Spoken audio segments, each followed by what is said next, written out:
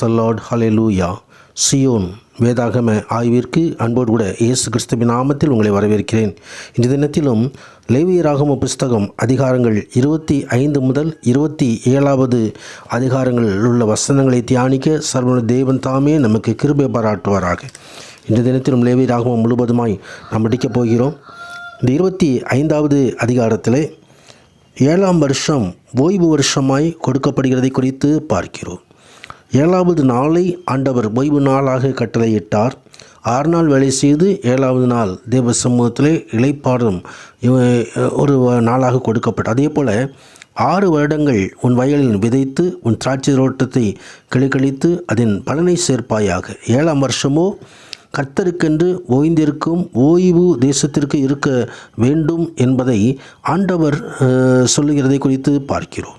அதே போல் யுபிலி வருஷம், அதாவது 50வது வருஷம், 7 × 7 49 ஆண்டுகள் முடிந்து 50வது ஆண்டு வரும் பொழுது அது யுபிலி வருஷம். அதிலே விதைக்காமலும் தானாய் விளைந்து பயிரானதை அறுக்காமலும் கிளை கழிக்காமலும் விடப்பட்ட திராட்சை செடியின் பழங்களை சேர்க்காமலும் இருப்பீர்களாக. அது இந்த யுபிலி வருஷம் பரிசுத்தமான வருஷம் என்று சொல்லி ஆண்டவர் கட்டளை கொடுக்கிறதை குறித்து பார்க்கிறோம். யுபிலி வருஷத்திலே 3 சிறப்பு தன்மைகள் உண்டு. இந்த 50 வருடங்களுக்கு ஒரு முறை யுபிலி வருஷம் வருகிறது. இந்த யுபிலி வருஷத்திலே இஸ்ரவேலில் உள்ள அடிமைகள் அனைவரும் விடுவிக்கப்பட வேண்டும். மூதாதையரின் சொத்தாகிய நிலம் வேறு எவருக்காவது விற்கப்பட்டிருந்தால் அது அதன் ஆதி உரிமையாளருக்கு திருப்பி கொடுக்க வேண்டும். யுபிலி வருஷம் முழுவதும் நிலம் உழப்பட்டாலும் பயிர் செய்யப்பட்டாலும் ஓய்வாக விடப்பட வேண்டும்.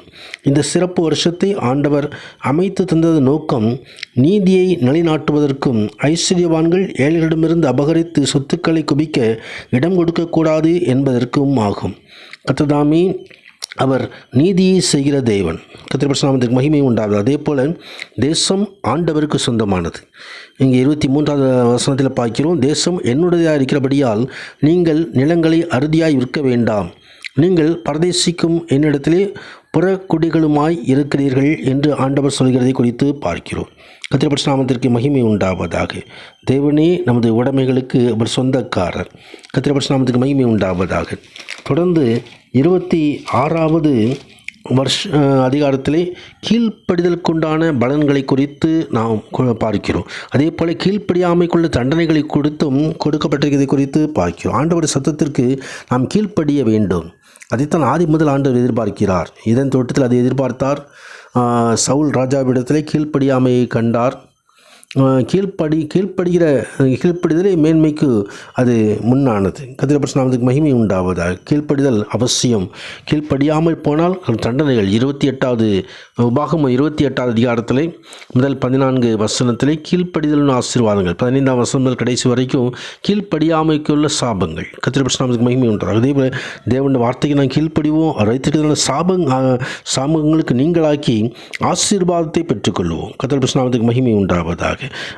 ஆண்டுடைய வார்த்தைக்கு நாம் கீழ்ப்படிவது அவசியமாக இருக்கிறது. 27வது அதிகாரத்திலே ஆண்டக்குரியதை மீட்டுக் கொள்ளுதலை குறித்து நாம் பார்க்கிறோம். கர்த்தருடைய நாமத்துக்கு மகிமை உண்டாவதாக. தேவன் பொருத்தனை செலுத்தினால் அந்த பொருத்தனை செலுத்தும் பொழுது எப்படி அது எவ்வளவு சேக்கல் கொடுத்து அந்த பொருத்தனையை நாம் நிறைவேற்ற வேண்டும் என்பதை ஆண்டவர் இங்கே படிக்கிறது குறித்து பார்க்கிறோம். யாதொரு விசேஷித்த பொருத்தனை பண்ணியிருந்தால் பொருத்தனை பண்ணப்பட்டவர்கள் உன் மதிப்பின்படி கர்த்தருக்கு உரியவர்கள். 20 வயது முதல் 60 வயதுக்கு உட்பட்ட ஆண் பிள்ளையை நீ பரிசுத்த ஸ்தலத்திலே 50 வெள்ளி சேக்கலாக, பெண் பிள்ளையை 30 சேக்கலாக மதிப்பாயாக. 5 வயது முதல் 20 வயதுக்கு உட்பட்ட ஆண் பிள்ளையை 20 சேக்கலாக, பெண் பிள்ளை 10 சேக்கலாக என்று சொல்லி ஆண்டவருக்கு சொல்லுகிறதை குறித்து பார்க்கிறோம். அதே போல் 30வது வசனத்திலே தேசத்திலே நிலத்தின் வித்திலும் விருட்சங்களின் கனிகளிலும் தசமபாகம் எல்லாம் கர்த்தருக்கு உரியது, அது கர்த்தருக்கு பரிசுத்தமானது என்று சொல்கிற காரியத்தை குறித்தும் பார்க்கிறோம். கர்த்தருடைய சமூகத்தில் இந்த சம்பவங்களை கொண்டு வரும்படி ஆண்டவர் கட்டளையிட்டிருக்கிறார். அது மூலமாக கொடுக்குறதான ஆசீர்வாதங்கள் வானத்தின் பலகங்களை திறந்து நான் ஆசிரிக்க மாட்டோன்னு என்று சோதித்து பாருன்னு சொல்லி மல்கியா தீர்க்க தரிசன புஸ்தகத்தில் சொல்லியிருக்கிறதை நாம் அறிந்திருக்கிறோம். கர்த்தருடைய பரிசுத்த மகிமை உண்டாவதாக. கர்த்தருடைய வார்த்தைகளின்படி நாம் நமது வாழ்க்கையில் நடப்போம். கர்த்தருடைய வார்த்தையை பின்பற்றுவோம். அவர் வைத்திருக்கிற மகிமையான ஆசீர்வாதங்களை சுதந்திரிப்போம். சர்வ வல்லவர் மகிமையான காரிய ஆசீர்வாதங்கள் அருளி செய்வாராக. ஆமேன், ஆமேன்.